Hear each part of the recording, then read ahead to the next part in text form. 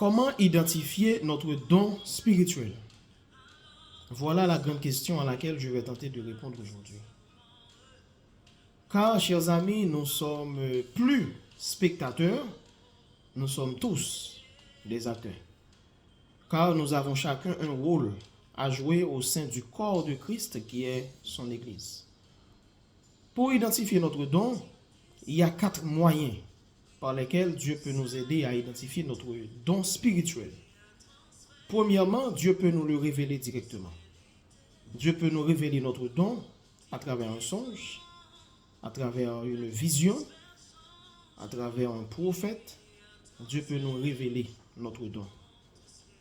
Deuxième moyen par lequel Dieu peut nous révéler notre don, c'est à travers un guide spirituel. Le guide peut être un pasteur, il peut être un moniteur à l'école du dimanche, le maestro du groupe, donc le leader du groupe, etc. Donc ce sont des gens qui ont une certaine capacité, qui ont une certaine grâce pour discerner l'habileté qui est en vous. Et là, il peut, en vous observant, il peut vraiment vous aider à identifier votre don spirituel. Troisièmement, vous pouvez identifier votre don à travers l'aisance que vous avez. Quand vous exercez un don, quand vous dirigez, quand vous prêchez, quand vous enseignez, quand vous accompagnez les enfants, vous allez vous retrouver une sorte d'aisance. Vous allez retrouver une sorte d'habileté vraiment dans ce que vous êtes en train de faire, parce que vous ne vous tracassez pas pour faire ce que vous faites. Donc vraiment, il y a une aisance et vous allez vous ressentir dans votre peau quand vous faites cette activité-là dans l'église. La quatrième chose, c'est le témoignage des uns et des autres.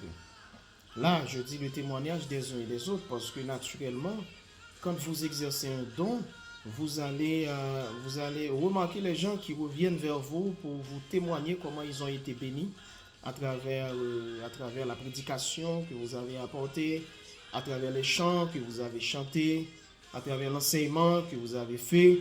Donc vous allez remarquer une avalanche de témoignages, eh bien, des uns et des autres, des vieux, des jeunes, des adultes, des familles, etc. Donc, comment ils ont été édifiés.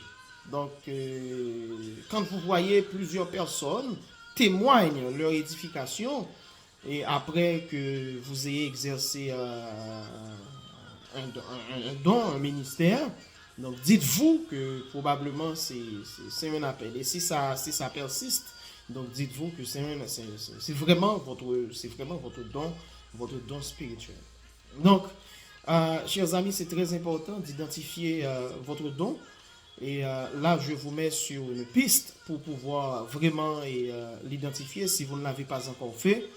Donc, Dieu peut vous révéler directement. Allez dans la prière et dites à Dieu, Seigneur, révèle-moi le don que tu as mis en moi pour que je puisse me lancer bien, dans le ministère.